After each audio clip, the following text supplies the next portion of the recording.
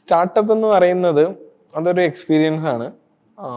ഈ സ്റ്റാർട്ടപ്പിൽ നമ്മൾ രണ്ട് എക്സ്റ്റെൻറ്റുകളും നമ്മളെപ്പോഴും ആലോചിക്കുക. സക്സസ് ആയാൽ എങ്ങനെയായിരിക്കും, ഫെയിലിയർ ആണെങ്കിൽ അതെങ്ങനെയായിരിക്കും. ഫെയിലിയർ ആയാൽ നമ്മൾ ഏത് അവസ്ഥ വരെ പോകും എന്ന് നമുക്ക് മനസ്സിലാക്കി കഴിഞ്ഞാൽ നമുക്ക് പിന്നെ അത് നമ്മളുടെ ഒരു ത്രഷോൾഡാണ്. നമ്മൾ അവിടെ നിന്നാണ് പിന്നെ അപ്പാവുക. ഓക്കെ, അതായത് ഞാൻ പറഞ്ഞു വരുന്നത് പറഞ്ഞു, ഇവിടെ സപ്പോർട്ടീവായിട്ടുള്ള എൻവയോൺമെന്റുകളും ഗവൺമെന്റ് സിസ്റ്റവും ഒക്കെ കേരളത്തിൽ തന്നെ വളരെ നല്ലൊരു നെറ്റ്വർക്ക് ഉണ്ട് കേരളത്തില്. അത് യൂസ് ചെയ്യുക എന്നുള്ളതാണ്. ഒരിക്കലും ഈ സ്കീമുകളൊന്നും നമ്മളെ തേടി വരില്ല.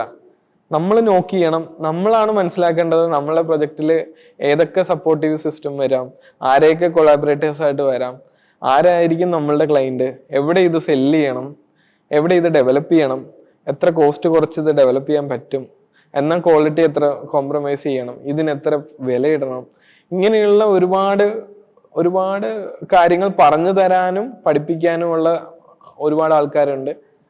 അവരെ ഐഡന്റിഫൈ ചെയ്ത് മനസ്സിലാക്കി അങ്ങനെ കുറച്ച് പേരെ നമ്മളെ കൂടെ നിർത്തുക. ഒരിക്കലും അതൊരു ഒറ്റയ്ക്കുള്ളൊരു ഇനിഷ്യേറ്റീവായിട്ട് കാണരുത് എന്നുള്ളതാണ്. കാരണം ഇങ്ങനെയുള്ള പല ആൾക്കാരുടെ സപ്പോർട്ടുകൾ അതിനകത്തേക്ക് വരണം.